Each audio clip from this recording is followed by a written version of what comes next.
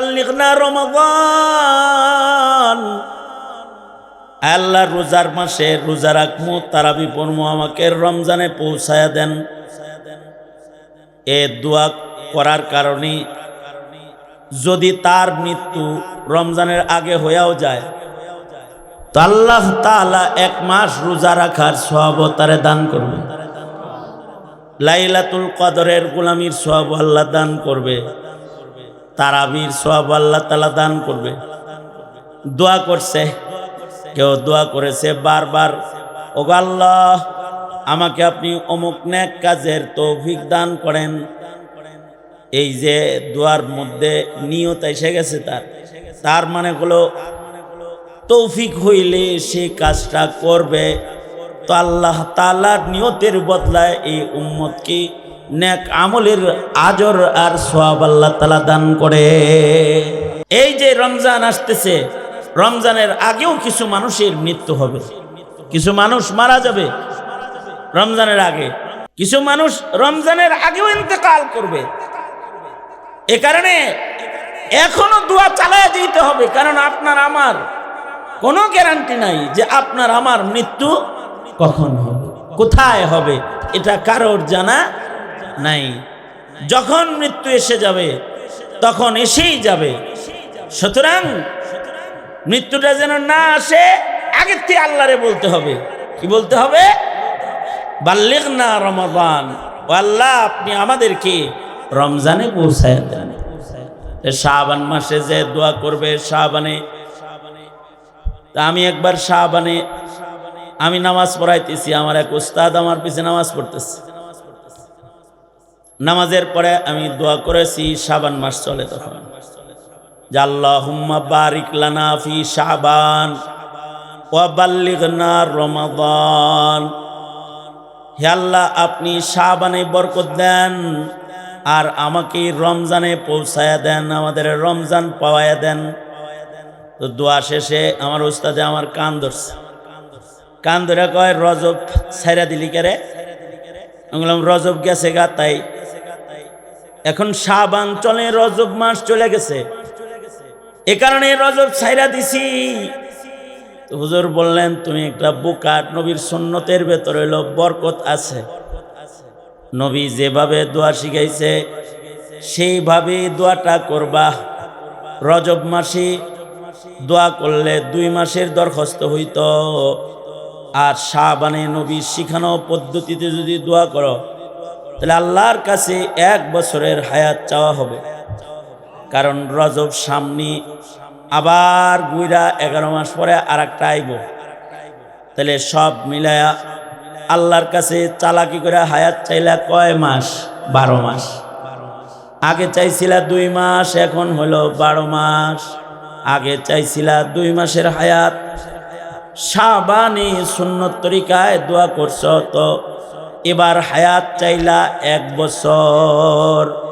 কারণ রজব তো সামনেও আর একটা আছে।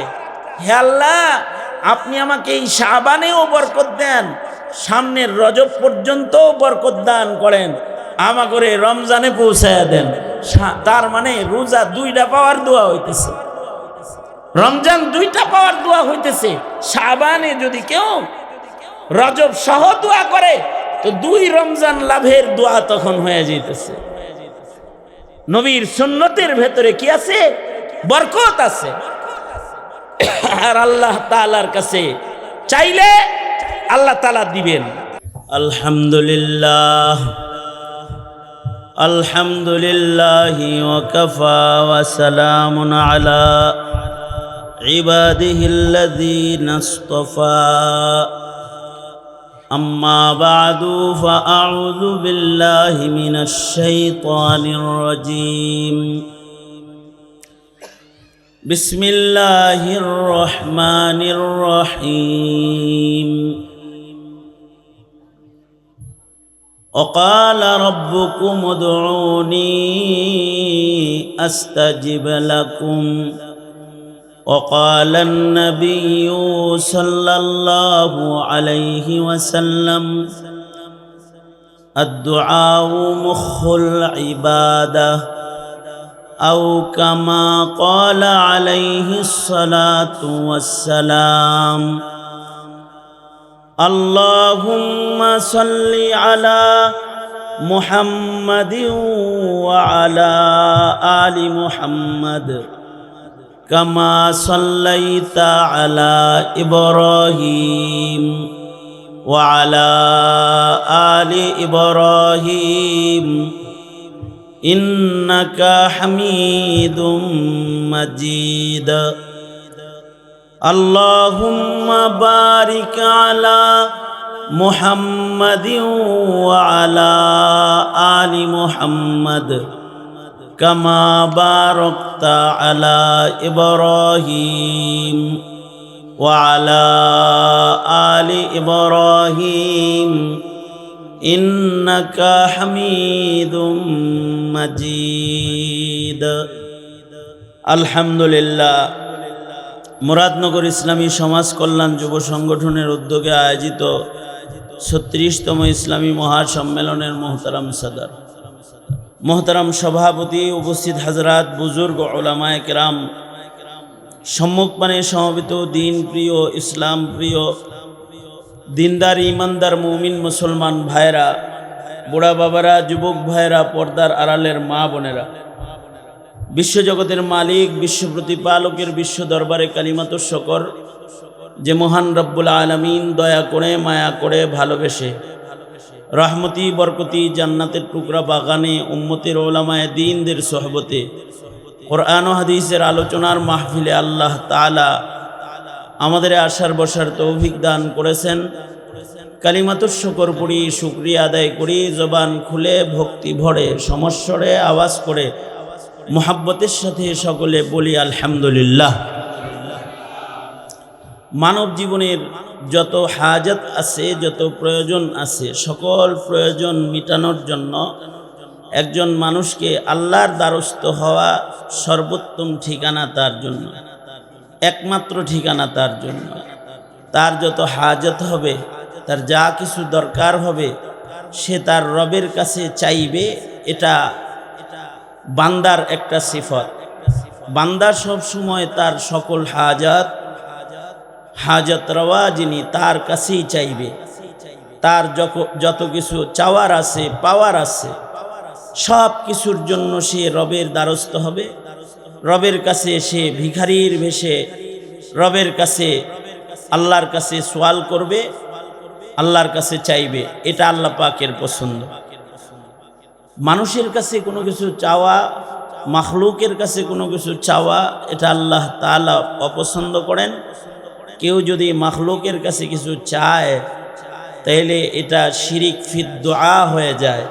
সব কিছু বান্দা আল্লাহর কাছে চাইবে, একেবারে যা দরকার সব বান্দা আল্লাহর কাছে চাইবে।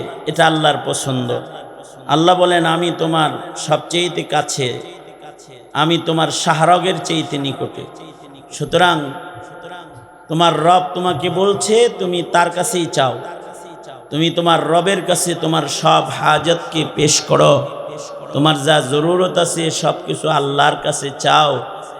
আল্লাহ তাআলা কখনো কাউকে নিরাশ করেন না। আল্লাহ তাআলা কখনো কাউকে খালি হাত ফেরত দেন না। বান্দার জীবনের কোনো দোয়া, কোনো চাওয়াকে আল্লাহ তাআলা, দরখাস্তকে আল্লাহ তাআলা বাতিল করেন না। এটা আল্লাহ পাকের শান যে আল্লাহ তাআলা বান্দার কোনো দরখাস্তকে কখনো বাতিল করেন না। এ কারণে হাকিমুল উম্মত মুজাদ্দিদুল মিল্লাত শাহ আশরাফ আলী থানভী রহমাতুল্লাহি আলাইহি উনি বলেছেন, তোমার জুতার ফিতাও যদি ছিঁড়ে যায়, এই জুতার ফিতাটা যেটা তুমি তোমার পকেটের টাকা দিয়ে কিনবা, এইটাও আল্লাহর কাছে চাও। আল্লাহর কাছে যদি চাও তাহলে তুমি নিরাপদে যায় কিনতে পারবা। তিনি যদি কিনতে না দেন তাহলে জুতার ফিতা কিনতে যাইবা, পাও হারায়া যাইব রাস্তার থেকে। অনেকের পা হারায়া যায় না, রাস্তা চলতেছে তো চলতে চলতে জুতার দোকান পর্যন্ত যাওয়ার আগেই পা কাটা পড়েছে। তো আল্লাহ তাআলা যদি কাউকে না দেন কোনো কিছু, তাহলে বান্দা সেটা পায় না। আর আল্লাহ যদি দেন তাহলে আর কিছু লাগে না। বেলা ওয়াসিতা, কোনো মাধ্যম ছাড়াও আল্লাহ তাআলা বান্দাকে দিয়ে থাকেন। আল্লাহু আকবার বলেন। আল্লাহ যদি কাউকে দেয় এর জন্য মাঝখানে কোনো ওয়াসিতাও লাগে না, আল্লাহ তাআলা বান্দাকে বেলা ওয়াসিতা দান করেন। এ কারণে চাওয়া, এ আল্লাহর কাছে চাওয়া, চাওয়া একটা ইবাদত, দোয়া একটা ইবাদত। দোয়া ইবাদত, মুস্তাকিল ইবাদত দোয়া। আর এই দোয়া আল্লাহর কাছেই বান্দা করবে, এটা আল্লাহর পছন্দ। আল্লাহ তাআলা বান্দাকে দেন, দিবেন, এটা আল্লাহ পাকের শান। যে চাইবে তার কাছে তার উপরে আল্লাহ খুশি হয়ে যাইবে, আর যে আল্লাহর কাছে চাইবে না তার উপরে আল্লাহ তাআলা নারাজ হয়ে যায়। মাখলুকের হালাত হলো, মাখলুকের কাছে যদি কিছু চাওয়া হয় তাহলে সে বিরক্ত হয়। মানুষের কাছে কেউ যদি কিছু চায় তো মানুষ বিরক্ত হয়, বারবার চাইলে বেশি বিরক্ত হয়, ঘাড়ে ধাক্কা দিয়ে বাইর করে দেয়। আর খালিকের কাছে কেউ যদি কিছু চায় তো আল্লাহ তাআলা খুশি হয়। মাখলুকের কাছে সময় মতো চাইতে হয়, জায়গা মতো চাইতে হয়, চাইলে ধমকি দিয়ে কয় এটা কি চাওয়ার জায়গা। মাখলুকের কাছে চাইতে তার কাছে জিনিসটা থাকতে হয়, মানা করে দেয় যে ভাঙটি টাকা নাই, এখন দিতে পারবো না। কিন্তু খালেক যিনি, তার কাছে কেউ যদি চায় তাহলে চাওয়ার কোনো নির্ধারিত সময় নাই, নির্ধারিত জায়গা নাই। বান্দার যখন যা জরুরত হবে, যখন যা লাগবে সব বান্দা আল্লাহর কাছে চাইবে। हर घड़ी देने को वो तैयार है, जो न मांगे उससे वो बेजार है। যখন তখন তিনি দিতে রাজি, যখন তখন দেবার জন্য তিনি প্রস্তুত হয়ে বসে আছেন। যিনি চায় না তার উপরে তিনি রাগ হন, গুসা হন, আর যিনি চায় তার উপরে তিনি খুশি হন। আল্লাহু আকবার বলেন।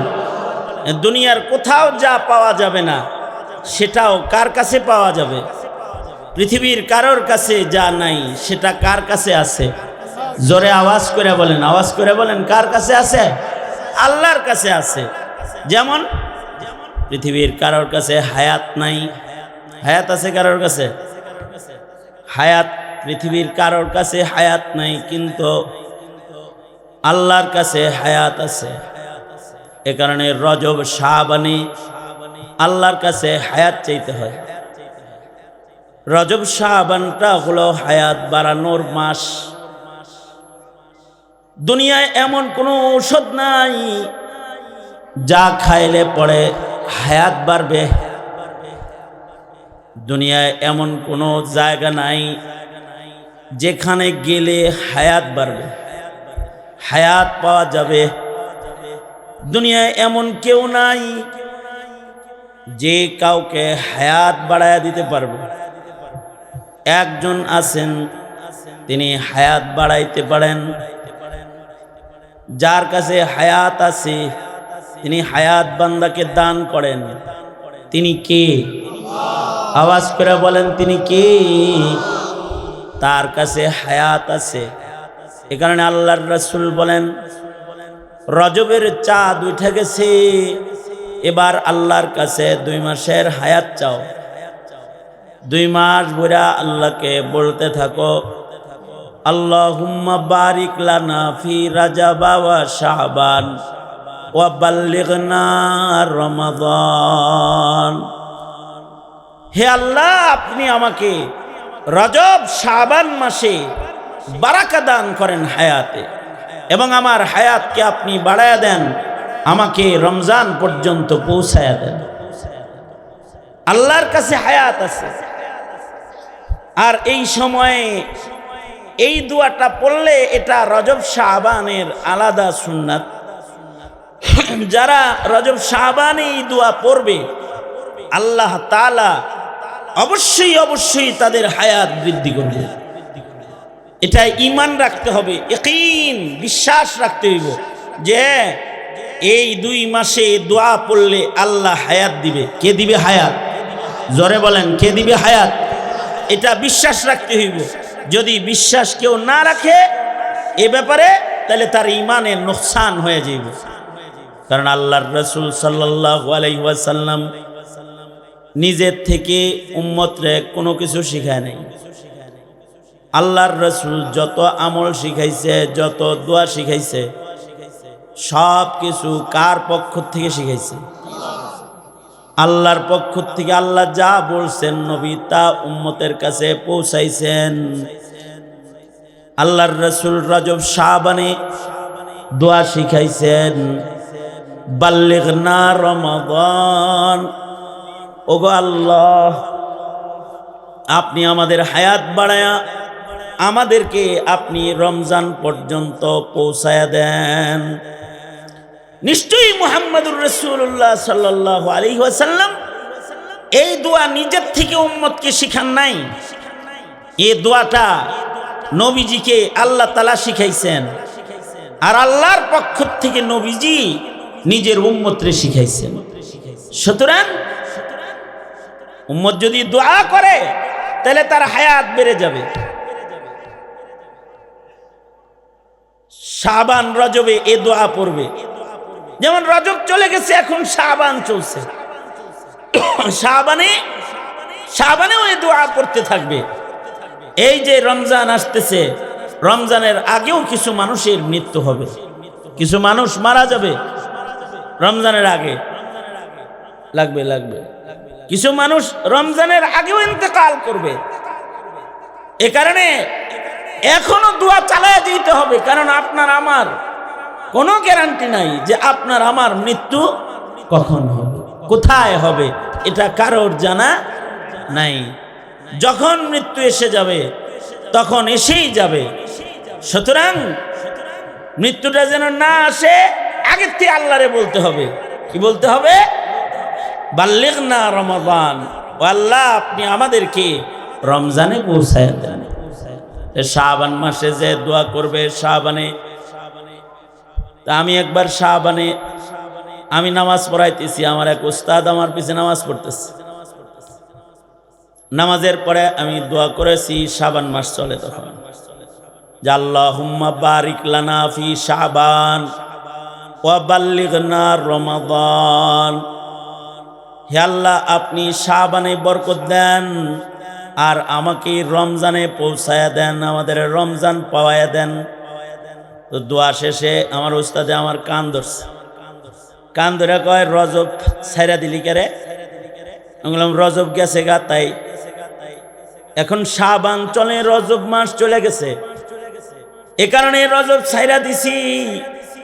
তো হুজুর বললেন, তুমি একটা বোকা, নবীর সুন্নতের ভেতরে হলো বরকত আছে। নবী যেভাবে দোয়া শিখাইছে সেইভাবে দোয়াটা করবা।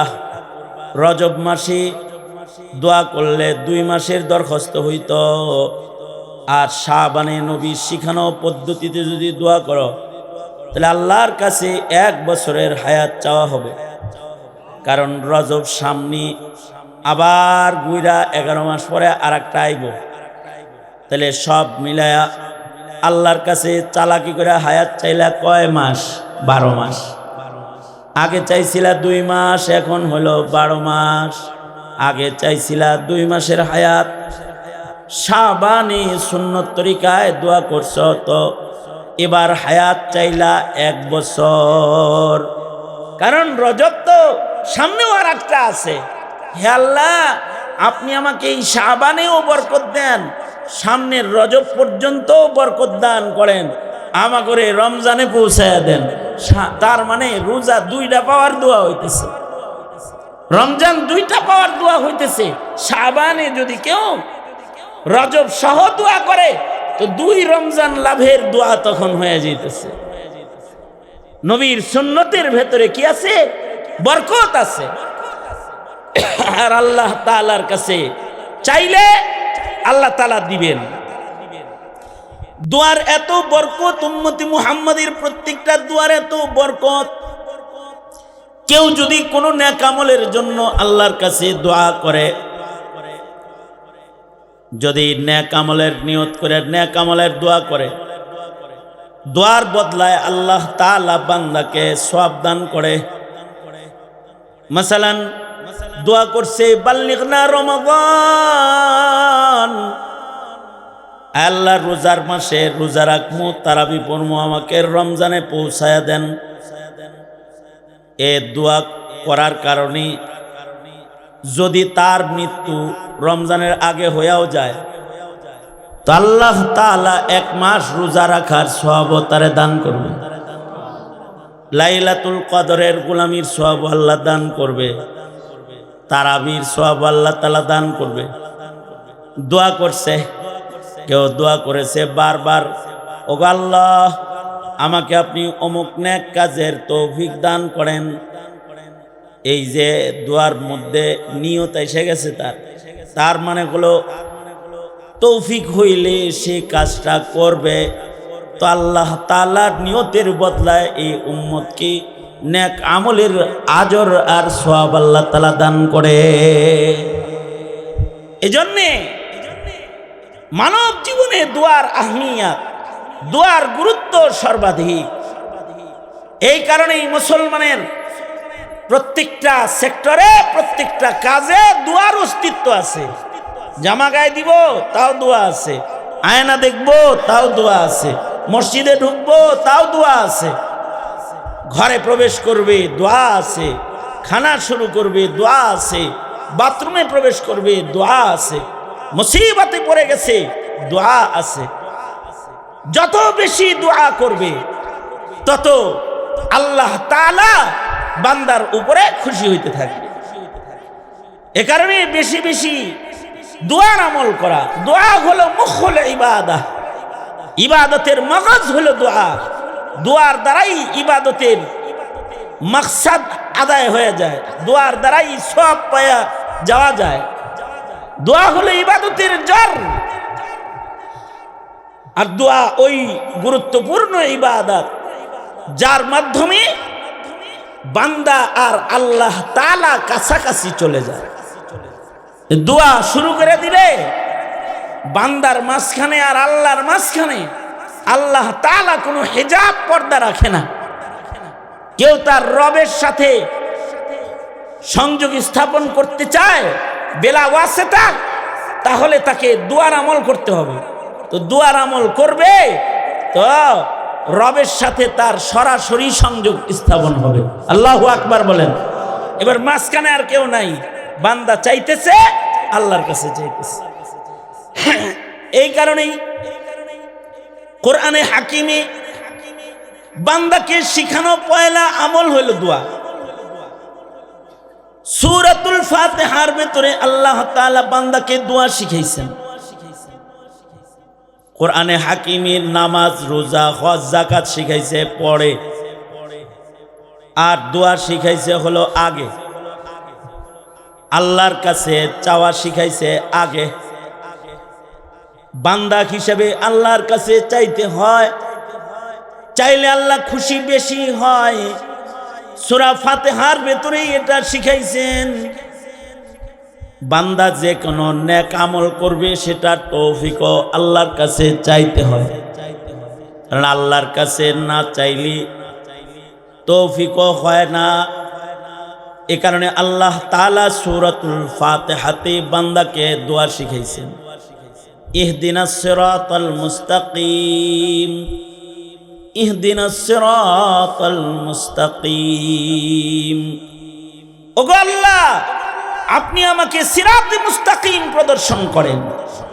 বান্দার জিন্দেগীর আহাম আমল যেটা, এটা কোরআনে হাকিমের প্রথম ফাতিহাতুল কিতাব দিয়া আল্লাহ তাআলা বান্দাকে এই দোয়া শিখাইতেছেন। সূরাতুল ফাতিহা দিয়া আল্লাহ তাআলা বান্দাকে রবের কাছে দরখাস্ত করা, রবের কাছে চাওয়া, কেমনে চাইবে এটা শিখাইতেছে। তার মানে বান্দা বেশি বেশি আল্লাহর কাছে চাইবে, এটা বান্দার 1 নাম্বার কাম। এ কারণে যে কোনো নেক কাজ, যে কোনো নেক আমল, যে কোনো কাজ এটার শুরুতে দোয়া আছে, শেষে দোয়া আছে। এ কারণে আমাদের জন্য দায়িত্ব হলো জীবনে দোয়ার গুরুত্ব বেশি দেওয়া, বেশি বেশি দোয়া পড়তে থাকা, দিনে রাতে দোয়া দিয়া নিজের সময়কে সুসজ্জিত করা, আল্লাহর কাছে বেশি বেশি চাওয়া। কারণ চাইলে দোয়ার মাধ্যমে এমন অসাধ্য জিনিস, অসম্ভব জিনিস সম্ভব হয়, যা মানুষের শক্তির দ্বারায় হয় না, কিন্তু দোয়ার দ্বারায় হয়ে যায়। ইউনূস আলাইহিস সালাতু ওয়াস সালাম মাছের পেটে দোয়ার মাধ্যমে আল্লাহ তাআলা পয়গম্বর ইউনূস আলাইহিস সালামকে মাছের পেট থেকে তীরে পৌঁছায়া দিয়েছেন। বাবা ইব্রাহিম আলাইহিস সালাতু ওয়াস সালাম চতুর্দিকে যখন দুশমন, আর তিনি আগুনের ভেতরে আছেন, দোয়ার মাধ্যমে আল্লাহ তাআলা, আল্লাহ তার খলিলকে নমরুদের অগ্নি কুণ্ডলের থেকে বের করে এনেছেন। আইয়ুব আলাইহিস সালাতু ওয়াস সালাম অসুস্থ অবস্থায় যখন হযরত আইয়ুব জঙ্গলের ভেতরে পড়ে আছেন, আপনজন কেউ নাই, তো হযরত আইয়ুব দোয়া করেছেন, আল্লাহ তাআলা কুদরতের মাধ্যমে পয়গম্বর আইয়ুবকে সুস্থতা দান করেছেন। ইউসুফ আলাইহিস সালাতু ওয়াস সালাম কূপের ভেতরে পড়ে আছেন, কেউ নাই, ভাইরা পয়গম্বর ইউসুফ আলাইহিস সালাতু ওয়াস সালামকে অন্ধকার কূপের ভেতরে ফেলে দিয়েছে। পয়গম্বরকে আল্লাহ তাআলা দোয়ার মাধ্যমে হিফাজত করেছেন। একে তো নিজের দোয়া, আবার বাবা ইয়াকুবের দোয়া। এই যে বাবা যে ইউসুফ আলাইহিস সালামকে আল্লাহর জিম্মায় দিয়ে দিছে, ভাইরা যখন নিয়ে যায়, খেলার কথা বলে নিয়ে যাইতেছে, মারবো বলে, বাবায় সন্তানকে দোয়া দিয়ে দিতেছে, যাও আল্লাহর জিম্মায় দিয়ে দিলাম, ফাল্লাহু খায়রুন হাফিজান ওয়া হুয়া আরহামুর রাহিমিন। আল্লাহ তাআলা উত্তম হিফাজতকারী, তার কাছে সব কিছুর হিফাজত, তার কাছে সকল প্রকারের খায়ের। বাবায় দোয়া দিয়ে দিছে, দোয়ার বরকতে আল্লাহ তাআলা ইউসুফ আলাইহিস সালাতু ওয়াস সালামকে অন্ধকার কুয়ার ভিতরেও হিফাজত করেছেন। হযরত জিবরাইলকে পাঠায় দিয়া পয়গম্বরকে পানিতে স্পর্শ হওয়ার আগে হযরত জিবরাইলের মাধ্যমে আল্লাহ তাআলা বসার জন্য পালকি পাঠায় দিয়েছেন। এই জান্নাতি চৌপায়ার ভেতরে পয়গম্বর ইউসুফকে আল্লাহ তাআলা বসায়া দিয়েছেন। আল্লাহ তাআলা পয়গম্বর ইউসুফ আলাইহিস সালাতু ওয়াস সালামকে অন্ধকার কূপের থেকে আবার বের করে ফিরেছেন। পয়গম্বরকে আল্লাহ তাআলা শুধু বের করেই ক্ষান্ত করেন নাই, মিশরের সালতানাত দান করেছেন। মিশরকে হুকুমতের হিস্সা, মন্ত্রীর জিম্মাদারি আল্লাহ তাআলা পয়গম্বর ইউসুফকে দান করেছেন। দোয়ার মাধ্যমে অন্ধকার কূপ থেকে বাইর করে মিশরের রাজমহলে বসায়া দিছেন। দোয়ার মাধ্যমে আল্লাহ তাআলা হযরত ঈসা আলাইহিস সালাতু ওয়াস সালামকে আসমানের উপরে হেফাজতে নিয়ে গেছেন। দুশমনরা হযরত ঈসা আলাইহিস সালাতু ওয়াস সালামকে খুঁজে পায় না, আসমানে নিয়ে গেছেন। আল্লাহ তাআলা আমন সালামতি দান করেছেন। মুহাম্মাদুর রাসূলুল্লাহ সাল্লাল্লাহু আলাইহি ওয়াসাল্লামকে আল্লাহ তাআলা দোয়ার মাধ্যমে সালামতি দান করেছেন। মক্কা থেকে মদিনায় নিছেন, মদিনায় হুকুমত কায়েম করে দিয়েছেন। আবার দোয়ার মাধ্যমে আল্লাহ তাআলা ফাতহ মুবিন দান করেছেন। দোয়ার মাধ্যমে সাহাবায়ে কেরামদেরকে আল্লাহ তাআলা বিজয় দান করেছেন। দোয়ার মাধ্যমে অসাধ্যকে আল্লাহ তাআলা সাধ্যে পৌঁছায়েছেন, অসম্ভবকে দোয়ার মাধ্যমে আল্লাহ তাআলা সম্ভব করায় দিয়েছেন।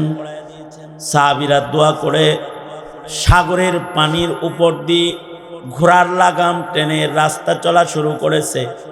সাহাবীদের দোয়ার বরকতে আল্লাহ তাআলা সাগরকে ঘোড়া চালাইবার মতো প্রান্তরে পরিণত করেছেন, যে সাহাবীরা সৈন্য সামন্ত অস্ত্রে শস্ত্রে সজ্জিত হয়ে সাগর লোহিত সাগর পার হয়ে ওপার চলে গেছেন। দোয়ার মাধ্যমে আল্লাহ তাআলা যুদ্ধে শক্তিশালী কাফের মুশরিকদের অস্ত্রে শস্ত্রে সুসজ্জিত বাহিনীর সাথে আল্লাহ তাআলা বিজয় দান করেছেন। জঙ্গে খায়বরে, খন্দকে আল্লাহ তাআলা বিজয় দিয়েছেন। আল্লাহ তাআলা দোয়ার মাধ্যমে দিয়েছেন। আজও খন্দক প্রান্তরে গেলে দুয়ার যে মঞ্জিলগুলো সেগুলো এখনো হিফাজত করা হয়েছে। যেখানে সাহাবায়ে কেরাম বসে বসে দোয়া করতেছিলেন, আল্লাহর রাসূল দোয়া করতেছিলেন, যেখান থেকে দোয়া কবুল করে আল্লাহ তাআলা পুবালি হাওয়া, পুবালি বাতাসকে আল্লাহ তাআলা কাফেরদের জন্য সৈন্য হিসেবে পাঠিয়ে দিয়েছেন। এমন শীতল বাতাস প্রবাহিত হয়েছে যে কাফেরদের হাড্ডি পর্যন্ত শীতল বাতাসের আক্রমণ চলে গেছে। কিভাবে তারা যুদ্ধ করবে, হাত পা তাদের থরথর করে কাঁপা শুরু হয়েছে। তারা ময়দান ছেড়ে পালায়েছে।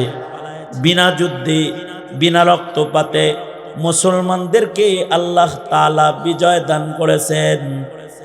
যুগে যুগে আল্লাহ তাআলা দোয়ার মাধ্যমে অসম্ভবকে সম্ভব করেছেন। কোরআন ও হাদিসে আল্লাহ তাআলা দোয়ার এই আহমিয়তকে বান্দার কাছে আটকায় রেখেছেন, পেশ করেছেন, যাতে বান্দা মাজারে কবরে গায়রুল্লাহর কাছে অন্য কোথাও কোনো কিছু না চায়, বান্দা যেন চায় একমাত্র কার কাছে? আল্লাহর কাছে যেন বান্দা চায়। আল্লাহর রাসূল সাল্লাল্লাহু আলাইহি ওয়াসাল্লাম দুয়ার আজব আজব কাহিনী বর্ণনা করেছেন। কোরআনে হাকিমে দুয়ার আজব কাহিনী বর্ণিত রয়েছে। আসহাবে রাকিম হাদিসুল গার শিরোনামে হাদিসেও দুয়ার ওয়াকিয়া বর্ণিত রয়েছে। বনি ইসরাইলের 3 ব্যক্তি পাহাড়ি অঞ্চল দিয়ে রাস্তা চলতেছে। ঝড়ের দিন, ঝড় শুরু হয়ে গেছে। আশ্রয় গ্রহণ করার জন্যে, ঝড়ের আক্রমণ থেকে বাঁচতে 3 ব্যক্তি গুহার ভেতরে আশ্রয় গ্রহণ করেছে। কিন্তু আল্লাহ পাকের ফয়সালা, আল্লাহ বান্দাকে আল্লাহর কাছে দোয়া করলে যে অসম্ভব সম্ভব করেন। আল্লাহ আল্লাহর কুদরত দেখাইবেন। পাহাড়ের চূড়া থেকে বিশাল বড় একটা পাথরের টুকরাকে আল্লাহ তাআলা বাতাসে বাড়ি দিয়ে ফেলে দিলেন।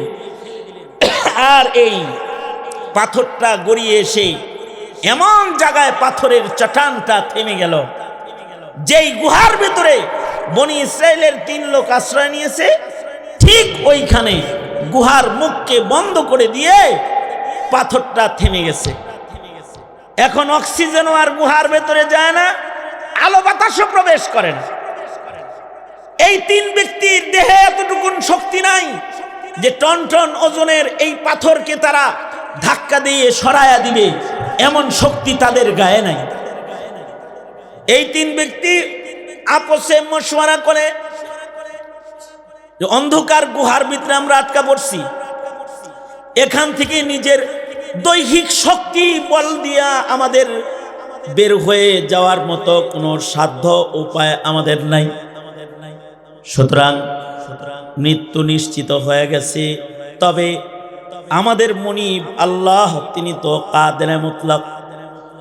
আমরা যদি যার যার আমলের উসিলা দিয়ে আল্লাহর কাছে কোনো দোয়া করি, তাহলে আল্লাহ যদি চান তাহলে তার বান্দাকে এখান থেকেও তিনি পরিত্রাণ দিতে পারেন।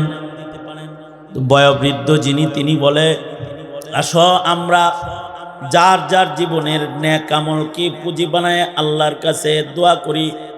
হইতে পারে আল্লাহ তাআলা আমাদের দুয়ার বরকতে, আল্লাহর কুদরতে আল্লাহ তাআলা পাথরটাকে সরায় দিবেন। মশওয়ারা করে তিনজনের প্রথম ব্যক্তি দোয়ায় হাত তুলে ফেলেছে। হাদিসের কিতাবে ওয়াকিয়া বর্ণিত রয়েছে, প্রথম ব্যক্তি হাত তুলে বলে, ওগো আল্লাহ, আমার জীবনে আমার মায়ের খেদমত আছে, আমি আমার বৃদ্ধা মায়ের খেদমতকারী। আমার আদত অভ্যাস ছিল, আমি ছাগলের দুধ দহন করে আগে আমার মাকে, বৃদ্ধা মা বাবাকে খাওয়াতাম, এরপরে সন্তানদেরকে খাওয়াইতাম। একদিন ঘরে যায় দেখি মা ঘুমায় পড়েছে। ছাগলের দুধ দহন করে দুধ গরম করে মার শিওরে আমি দাঁড়িয়ে রয়েছি। আমার সন্তানগুলা আমার পায়ের কাছে কান্না করছিল আর বলছিল, বাবা কখন দাদুজির ঘুম ভাঙবে, আর তারপরে দাদিকে খাইতে দিবি, তারপরে আমরা খাবো। বাবা গো, আজকের জন্য কমাস কম ক্ষুধার যন্ত্রণা সয় না। তোমার সন্তান হিসেবে বাবা আমাদেরকে আগে একটু দুধ খেতে দাও, প্রাণ বাঁচাও, ক্ষুধার যন্ত্রণা সয় না গো বাবা। লোকটা মোনাজাতে বলে, ওগো আল্লাহ, আমার সন্তানগুলা আমার পায়ের কাছে চিৎকার করে করে কান্না করছিল, তারপরেও আমি আমার সন্তানদের কান্নাকে প্রাধান্য দিই নাই, বুড়া মায়ের খেদমতকে প্রাধান্য দিয়ে আমি আমার মাকে আগে দুধ খাইয়েছিলাম।